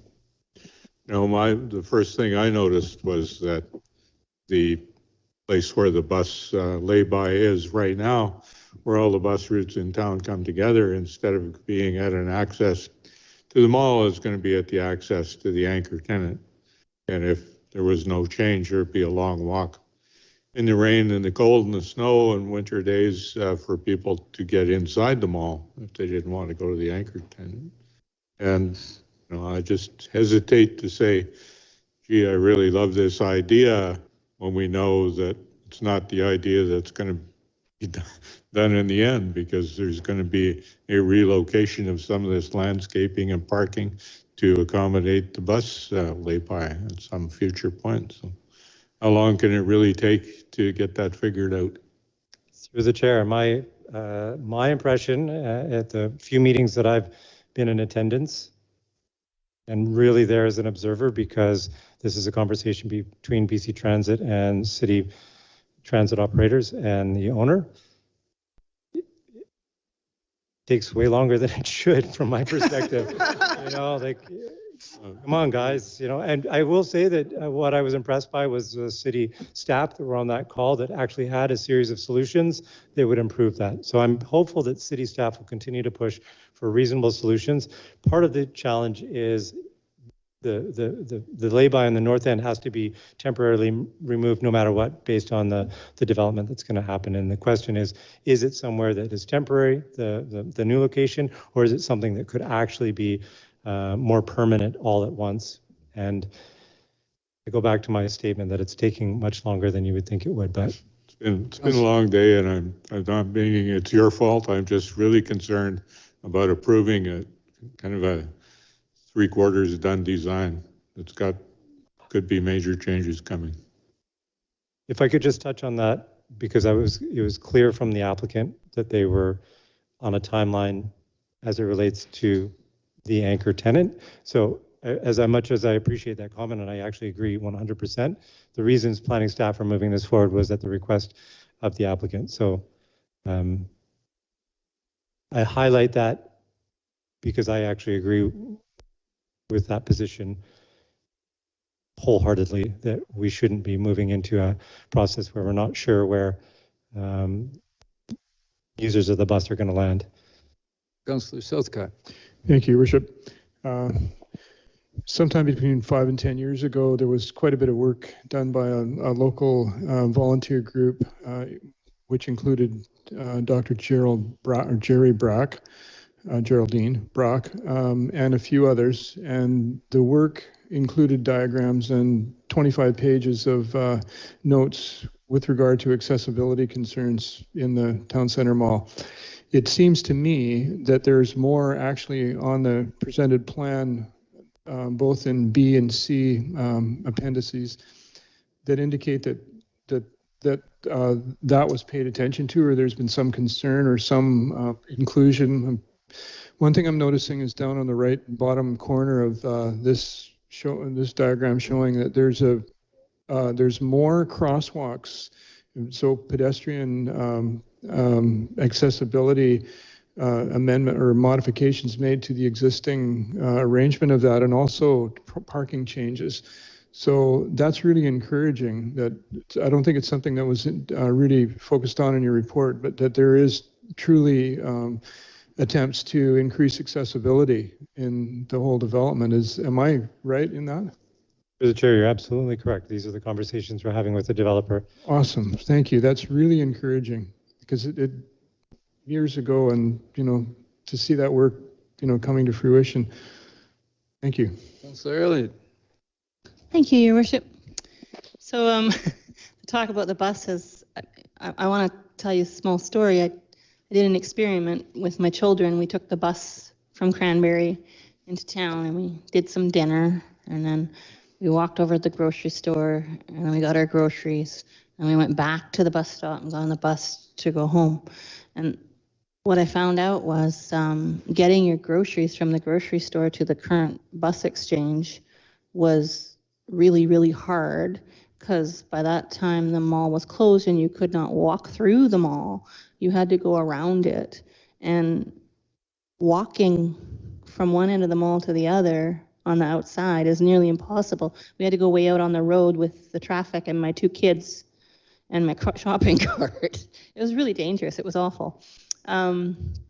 So I guess I'm bringing that up so that whatever solution they come up with the buses, they would have made more sense to have the buses at the other end of the mall where all the grocery stores are, to be quite, because that's what's open later at night along with the shoppers and things like that. Congratulations on the new anchor. Can't wait to find out what that's going to be. So so I don't want to hold up the new anchor or the new store, but we need a better plan for the busing and how people walk from anywhere in that mall area to where the buses go, because right now it's not very good. Councillor Palm. Thank you, through the chair. Mayor, thanks. It seems that most councillors are well aware of this bus issue. So I'm assuming somebody contacted you, all of you, as they did me. So we're all very well aware of the stumbling blocks with BC Transit. And I have to say that I'm greatly disappointed when We've got over a $5 million investment into this mall, which is long overdue. And that seems to be the #1 stumbling block when they meet to discuss how they go forward from here. So BC Transit hopefully will come to the table and be reasonable and work with the prospective owner and his staff, along with I want to compliment our planning staff for working with them and bringing this forward, because it is, as I say, long overdue. And I want council, I'm sure you're all aware that the owner is prepared to build that new bus location and bring it into reality in a central location. And for whatever reason, BC Transit is putting up their hands and trying to drag this out a year or two. That's not what we want. We want an upgrade. We want a central bus station. And the bottom line is, this is private property. So if the owner sees a roadblock, he has the right to say, okay, you can move your bus station up on Alberni Street. That's not what we want. So I'm hoping everybody is going to be reasonable and common sense will prevail. Thank you. Okay, so we have a recommendation from staff. I haven't had no. Councillor Isakson. Thank you. One question, again, related to buses. That was going to be my question as well. Just want to clarify the avenues that we have to, like, we as council have any ability to apply pressure or to support this in moving quicker in any way? Or is it a matter of, like, we're either approving this or we're not? I'm wondering, is there anything that we can do to help this move forward more quickly? Through the chair, yes. This is an organization in which you as council have a relationship with and could encourage BC Transit to move a little quicker on their planning process as it relates to determining. I mean, we're talking matter of seconds, again, in my layman's perspective, in terms of the amount of time it would take to come in off of Alberni. So I do think that there's a role for council to play here. There is a shared decision-making model that BC Transit and council have, and I think staff, both operations and planning staff, would really appreciate your support in perhaps reaching out as a collective group and sharing your concerns about the lack of timeliness on a. When you say reach out, because I would like to make a motion, but I don't know about who would be directed to. We don't have a motion on the floor yet, do we? No, okay. So I'll have a second motion after this one, perhaps. When it comes to reaching out and advocating, who would that be to? Is there a specific minister or? Through the chair, I'm actually looking at BC Transit staff. So there is an individual that I would suggest, and maybe we can do that offline. But again, just as a way to encourage that individual to move a little quicker on this particular issue, and perhaps again, I'm speaking from as it relates to transit, BC Transit, a layman's perspective. They have planners that look at this specifically, and perhaps 30 seconds is a huge factor for every single route. But when when city transit staff seem to feel like they had a solution, that's where I kind of scratch my head and say, well, if the people actually operating the buses are telling you how they could make it work, we need to listen to them. Thank you. I think my only general comment about the bus situation is I'm mostly concerned about shade and shelter for people waiting for the bus. They have it now, and they should continue to have it wherever the new bus station is. Councillor Amita. I'm just curious, Mr. Gao, if you're aware of any future meeting, discussion, conversation that BC Transit's having with the parties involved locally here in the next week or two. Like, is there something on the agenda that's going to move this conversation forward? Through the chair, I'm not sure about in the next week or two, but it's something that again, we're monitoring it, and planning staff have not been playing a key role in this process. It has been operations, our transit operator, but we will continue to monitor and make sure that these conversations are happening. We have a recommendation from staff. Do we have? Me to read it? Please. I move that development permit 370 to facilitate a renovation to the town center mall to support a new anchor tenant at the north end be issued, as per staff's comments in this report, that not all development permit guidelines will be met, and subject to receipt of the associated security deposit for the required landscaping to the satisfaction of the Director of Planning Services. Seconded by Councillor Palm. All in favor? Passed unanimously. I have a question, Your Worship. Yes. Specific to helping, thank you, through the chair, specific to helping move this forward, would a letter from the mayor be useful? Mr. Director of Planning? The chair, yes, I think it would. Okay, I move that staff work with the mayor to send a letter to the BC Transit to move this forward. Oh, Councillor Palm. Just to add, perhaps an invite to BC Transit to come here in September and see us directly if this can't be resolved. Can we take it that far? Through the chair, as council, you can ask for anything in your letter. I think that's. I'll get some action. I think with the mayor's letter that we. Watching tonight, and he just asked me and he said, we are ready to meet any time to get this resolved.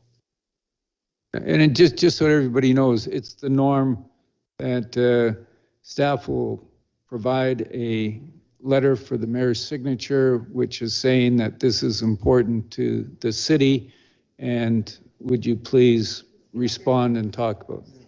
So, all right, we have a motion by Councillor Southcott. Do we have a seconder? All in favor? Passed unanimously. Oh, we now move to 10.2, which is a development variance permit, 276, Lot 12, Boswell Street. Mr. Gao. The owner of Lot 12 Boswell Street wishes to construct a single-family residential home on their property. Lot 12 is a vacant parcel in Westview that was created by subdivision in 1931. It remains unserviced, and the road dedication that fronts the property is undeveloped. As part of their due diligence, the owner requested a preliminary works and services review from engineering services to identify which works and services would be requirements of a building permit for a new single-family dwelling on the property. Based on the requirements of the city's infrastructure design and construction bylaw, the works and services required include roadworks along the frontage of the property, a sanitary main extension and sanitary pump, water main extension, and a stormwater management plan. Rather than comply with all of these requirements, the owner has applied to vary some of the bylaw requirements by way of a development variance permit, and that's why I'm here tonight. They have applied to relax the requirements for roadworks and water main extension across the entire frontage of their property. They are proposing no alternative level of roadworks and are suggesting that the water main be extended only halfway along the lot's frontage. Staff's recommendation is that council deny the application and require the applicant to construct services as per city bylaw requirements.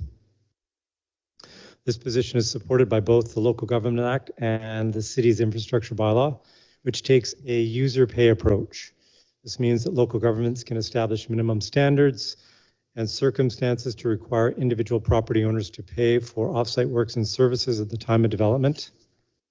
This approach also ensures that those that benefit from development pay for the costs associated with the development.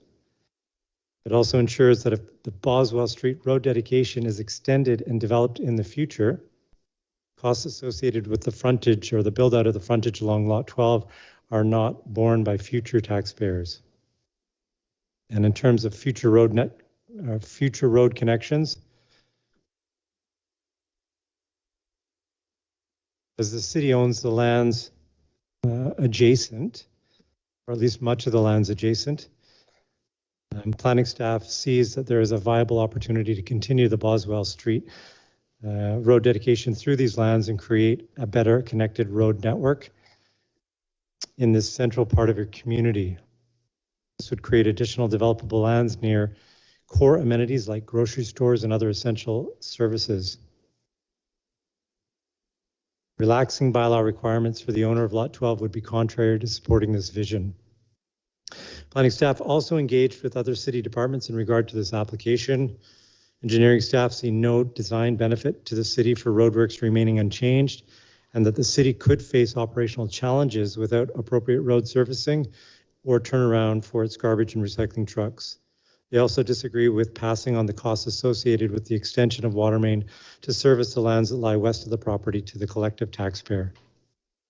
Fire and emergency services staff expressed concern with respect to current condition of the road and how their crews may face limitations and challenges in accessing a new dwelling on this property given the size and weight of a fire truck.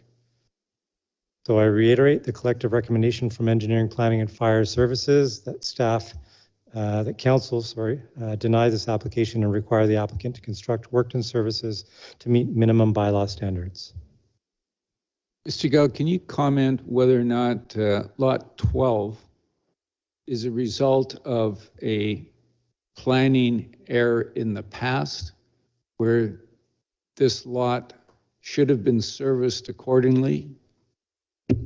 Mr. Chair, no, this was a lot that just probably in proximity to the larger parcels adjacent didn't develop out at the same pace that the lands around did. So keep in mind, the city doesn't pay for the build out of roads, it's developers that pay for the build out of roads. And so as a subdivision application in 1931, things weren't the same. And so roads were built out at time of building permit or, 1931, roads were dedicated, but no roads were built, if that makes sense. Yep, that's fine. Okay. That's fine. Thank you. We have a recommendation, Councillor Elliott. I could read the motion if you like. Please. I move that council deny this application. Second by Councillor Almeida. I don't know, to speak to my thoughts. Sir Elliott. I tend to agree with the recommendation. That is not the only lot that would be accessed by Boswell. The Barnett Street city-owned property itself has a riparian area through the middle of it, so would likely require access from both sides. And so by not developing it appropriately to the edge of the property, that would transfer the cost of that onto whoever requires access beyond that.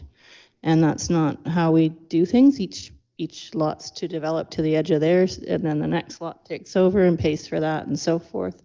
So this isn't an end of the road. There is potentially other lots that would suffer if we didn't have the property owner do the appropriate development to their edge of their property line. So I agree with this recommendation. Southcott. Just a quick question, just to be absolutely clear in my own mind. There are essentially what's being required is an extension of the existing development. Like it's sidewalks, for example, are not being required here. Isn't that? The chairs, no sidewalks are not included. I believe it was Appendix D to the staff report was a preliminary works and services review, and so you can read through it. I did. It's curb and gutter, but it's not sidewalks. Yeah, thank you. Good. We have a motion. All in favor? Passed unanimously. Thank you, Mr. Gao. Thank you. We're now on to bylaws. 11.1, proposed bylaw 2725, the South Westview Harbour rates. The bylaw to amend the Harbour rates and regulations bylaw. I'll move that South/Westview Harbour Rates and Regulations Bylaw 2718/2022, Amendment Bylaw 2725/2023 be adopted. Seconded by Councillor Almeida. Any discussion? Maybe I'll just provide a little bit of context. This is we did review the Harbour Rates bylaws last year. This small housekeeping amendment is to cover something that we missed in terms of 100 amp service specifically to the Coast Guard lease tenant. So it just fixes that and makes sure that that cost is clear for the 100 ampere outlet. All in favor of the motion? Passed unanimously. New business. 13.1, proposed motion requesting a provincial peer-assisted care team in Powell River. Councillor Isakson. Thank you, Mayor. I'm not going to read the motion right away because I'm happy to hear if there are any proposed amendments or just suggestions before it gets read, rather than doing the whole amendment amendment thing. But to give a bit of background to this topic, Councillors Doubt and Southcott and I were all at a conference where the PACT program was introduced, and a few of us sat in on a call with actually the Canadian Mental Health Association, who is running these pilots on behalf of the provincial government, reached out to us, and so we had a meeting with them. Staff Sergeant Weeb attended, and a few regional community agencies as well, just as an information call. And then they put out a public call, and by they I mean CMHA BC division, a public call for people to recommend their community. The first round of pilots were in New West Victoria and North Vancouver, and they were looking for a series of other fully funded pilots. To back up a little bit, in this motion, it does talk a little bit about what peer-assisted care teams are. They're mobile civilian response to mental health crisis calls with an aim to respond to people in distress as an alternative to the RCMP. And so it's civilian response to mental health crisis calls. So there was a public call. I know I submitted a recommend your community as an individual, and I know a number of people did as well. I mentioned it at council, and they made an announcement a few weeks ago that the new pilots communities were chosen, and the Comox Valley is one of them, and I believe Kamloops and Prince George. I'm actually forgetting off the top of my head. Anyways, it wasn't us, and there are 4 more pilots that will be announced. And I'm hoping that we can do a bit of advocacy to see if we could be chosen either as a city or as a region with qathet Regional District in Tla'amin Nation. So just to clarify, this is not about creating a new city program that involves city staff. This is supporting something that would be developed in our community with our community by through the leadership of Community Mental Health Association or Canadian Mental Health Association BC Division. It's a fully funded program by the province. I know we complain a lot about downloading, and this is of provincial issues to municipalities, and this is an example of them funding something themselves. So that's promising, and I think this presents an opportunity to support our RCMP in not having to respond to as many non-enforcement social issue mental health related calls. It's a bit time sensitive. They're going to announce some new pilots, I believe, this fall. They're also looking at Indigenous communities to host a number of pilots. And I want to do this as part of our advocacy to let them consider us. And if they decide to consider us, it would be something that the Canadian Mental Health Association would do in our community here. Again, not a city program. So happy to answer any questions based on what I know about it. And also, if you want something tweaked in my proposed motion before I move it, because I will move a version of this, I believe, happy to hear that. I'm just going to provide a little bit of background. So when I was president of the Senior Association, I also chaired Powell River Assist, and we talked with Inclusion, a number of other organizations, about the need to have 24-hour response for people in need. And so as a consequence, the Powell River Assist took on the initiative to pull together all of the numbers that were available, and this subsequently was made available to all residents, to doctors, dentists, emergency response people. So when I did the research on the PACT program, I found out, for example, that New West operates from noon to 8 p.m. So my recommendation is, before taking this further, that you consult with Inclusion and find out whether or not there is a need for this service. And in fact, if it's a service that's only going to operate sometime like noon to 8, it might in fact have a negative impact because people will get confused. Which number do I call? I call and it's not there. So that's my recommendation. I can respond to that comment a little bit. So CMHA does a lot of groundwork, and so if they want to explore it with us, they would be reaching out exactly as you mentioned to figure out what makes sense in our community. In some communities, the pilot, like the phone number for the emergency calls, are more for are not for the public, and instead are for, in some cases, for community associations and businesses to be able to respond to public instances of mental health crises. So every community is a little bit different, and CMHA does that outreach. And so they have a track record of doing that in the different communities and figuring out what will work in that specific community. Councillor Doat. Oh, I'm just going to jump right in and make Councillor Isakson's motion for her to see if I can speed this up a little bit. So if there's a second here, I'll talk about it. Seconded by Councillor Elliott. Oh, I agree with this 100%. And as Councillor Isakson says, there were a number of us who went to a conference and listened to a very persuasive presentation by groups that are supporting this action in different communities. And the way to get it active in your community is to reach out to the minister and say, we want it, we have support for it, bring it here, we'll be one of the pilot communities and we'll make it work. It addresses the things that I've talked about addressing in our community, the social disorder, the crime, the opiate addictions. It's a way to respond.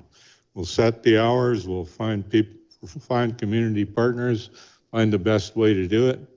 If noon to 8 works for our community, fine. If 6 p.m. to midnight works better, if different people involved can do it better, let's start looking for them and let's get people involved. So I support this motion 100%. It says that we strongly support it. We'll reach out to the provincial government and tell them that. And it's the first step along the road. So I hope everybody supports it. Councillor Southcott. Thank you, Richard. Just a tiny bit more information. The application that went from here to the province was submitted by Catherine Colby of LIFT. I reached out to her a few days ago just to get details on how that went. And she said when she applied on behalf of City Council and LIFT and the RCMP and Tla'amin Health.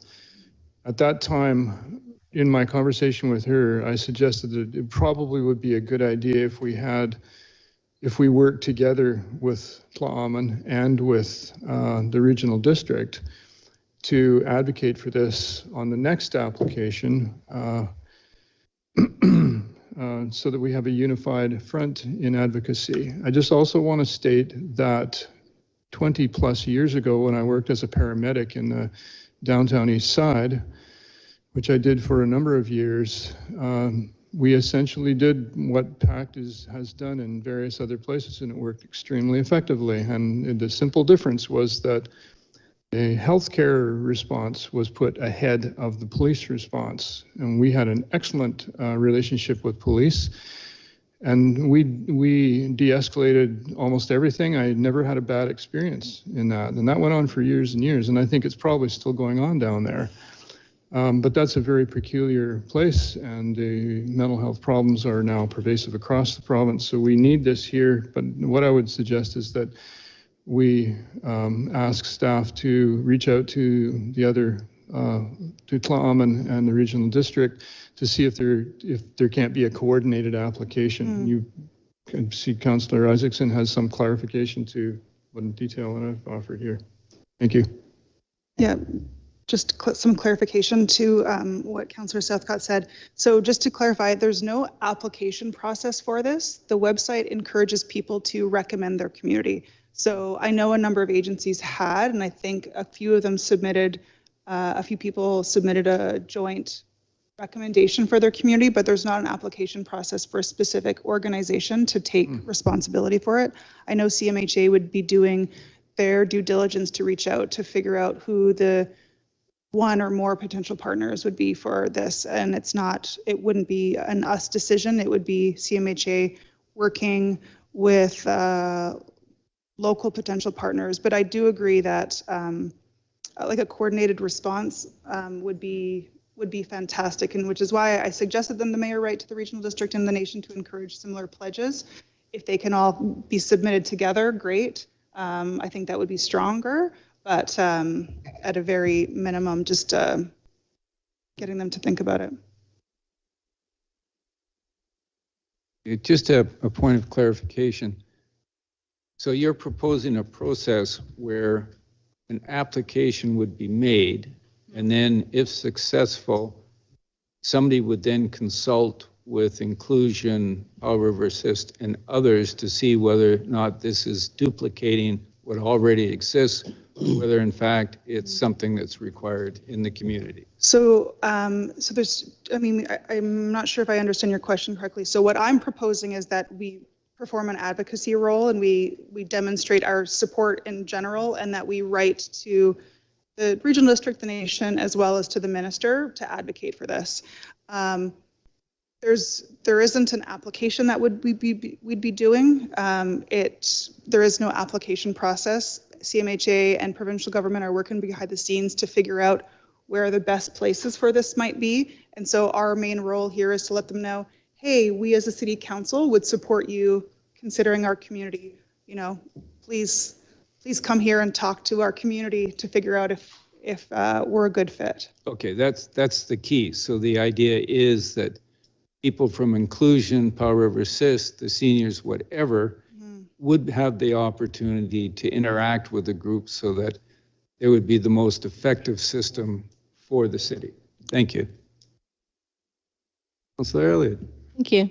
I'm in support of the motion, and I think that it's great that we play this advocacy role, and should we have additional resources coming in to support the people that need it, that would be a good thing.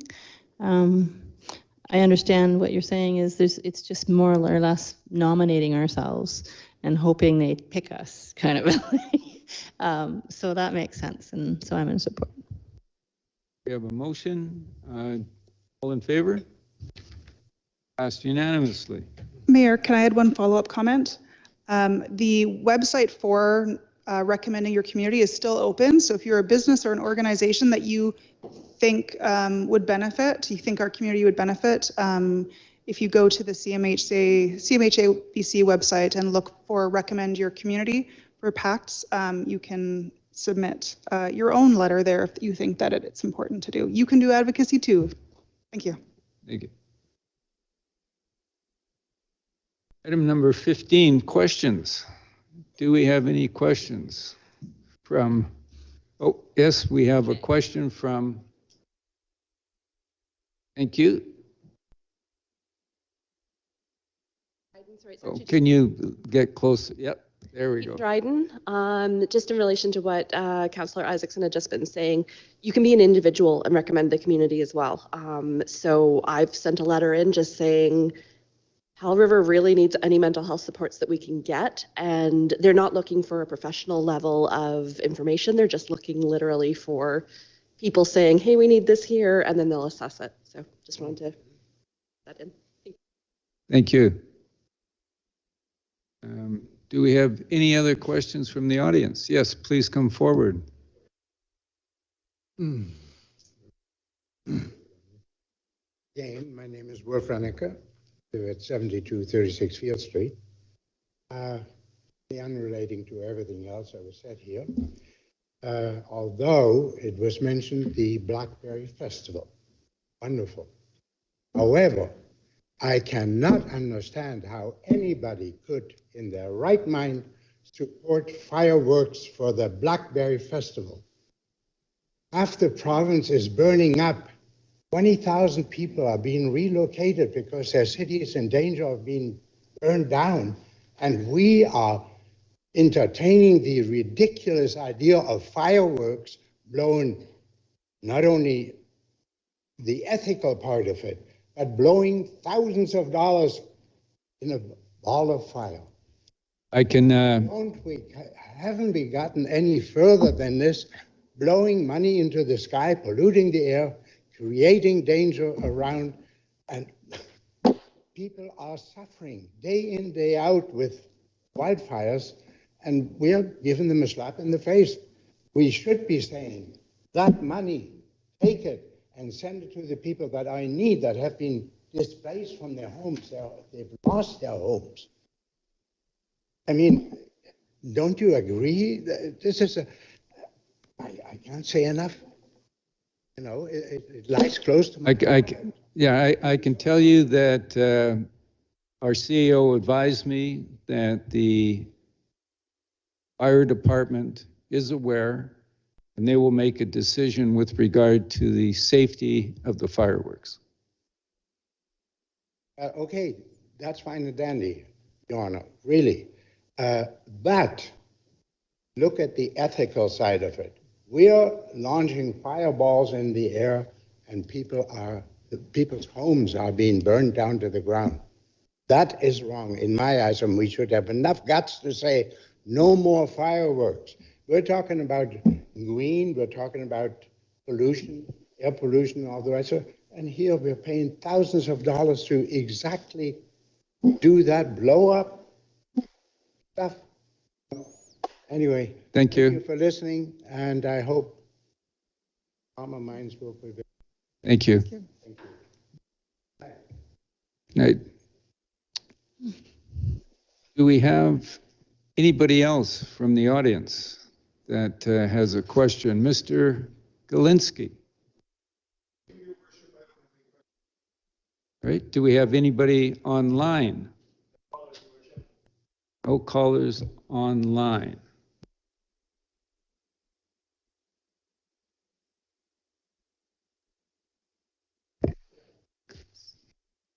Councillor Almeida. I'll move to adjourn. Do we have a seconder? All in favor? Passed unanimously. Mr. Jackson, that was a unanimous vote. Thank you very much. Quite a day, eh? No, we're not. We started at 3 today. That was 6 hours, was 5 minutes.